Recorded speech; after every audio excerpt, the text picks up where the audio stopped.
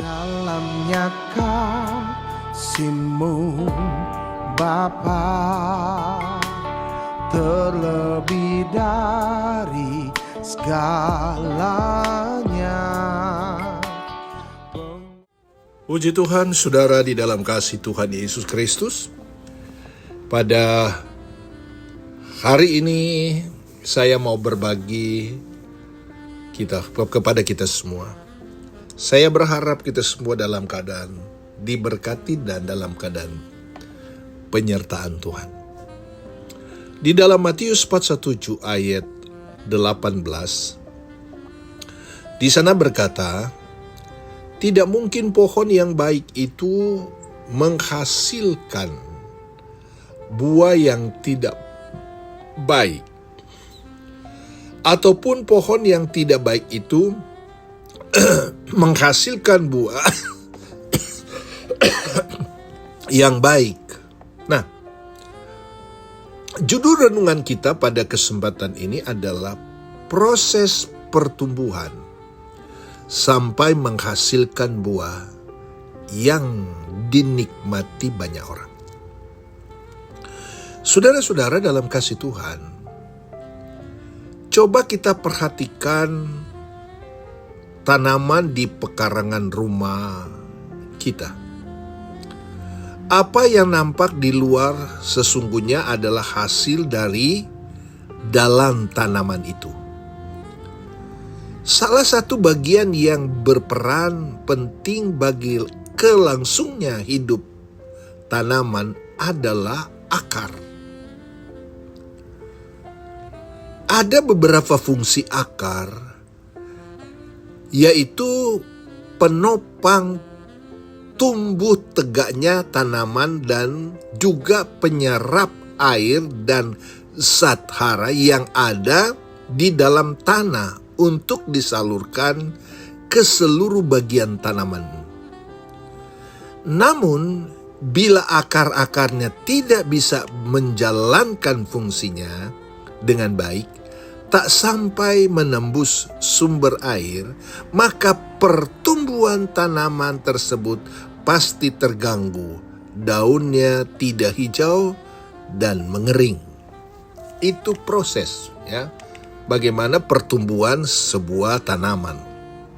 Nah, pohon terbantin adalah salah satu contoh pohon yang hidup di padang gurun. Ya, mempunyai ukuran sangat besar dan berdaun lebat karena akar-akarnya tertanam sangat dalam ke tanah hingga menembus sumber air. Karena itu, sekalipun menghadapi musim-musim kering, pohon ini tetap mampu bertahan dan daunnya tetap hijau. Jelas sekali bahwa pertumbuhan sebuah pohon dimulai dari dalam, yang prosesnya tidak terlihat oleh mata jasmani kita. Nah, begitu pula dengan pertumbuhan rohani. Seseorang diawali dari proses yang terjadi di dalam dan kemudian terus bertumbuh hingga menghasilkan buah yang dapat dilihat dari luar, dapat dirasakan orang lain. Karena itu kita harus semakin berakar kuat di dalam Tuhan. Ya, tidak hanya sekedar tetapi berakar kuat di dalam Tuhan. Membangun persekutuan yang karib dengan Tuhan dan merenungkan firman-Nya setiap hari. Itulah kunci yang membangun dasar yang kuat di dalam kita. Kunci pertumbuhan rohani yang akhirnya dapat menghasilkan buah roh atau karakter Kristus. Kita bisa jadi berkat. Kenapa, saudara? Kita lihat proses pertumbuhan pohon itu, begitu juga kehidupan rohani kita. Ya. Tidak sekalipun di tengah-tengah musim panas, ya, di tengah-tengah padang gurun, Dia tidak layu daunnya, dia tetap hidup karena dia punya sumber. Situasi tidak menghadang, membuat dia tidak bertumbuh. Tapi karena ada sumber yang utama, ya, yaitu air, maka pohon itu tetap mengeluarkan daun dan bertumbuh dan berbuah. Kehidupan anak Tuhan juga seperti itu. Kita, saudara-saudara, mungkin kita berada di tengah-tengah kesulitan yang besar. Ya. Di tengah-tengah masalah. Tetapi karena kita punya sumber, kita punya kekuatan. Ya. Dan kita mampu jadi berkat bagi orang lain. Kita mampu menghasilkan buah roh atau menampilkan karakter Kristus. Ya, bukalah hati selebar-lebarnya untuk Roh Kudus dan izinkan dia bekerja secara leluasa di dalam kita. Maka kita akan dituntunnya kepada kehendaknya. Bila Roh Kudus tinggal di dalam kita, maka apa yang nampak dari luar, baik itu perkataan dan segala perbuatan, adalah di bawah kendalinya.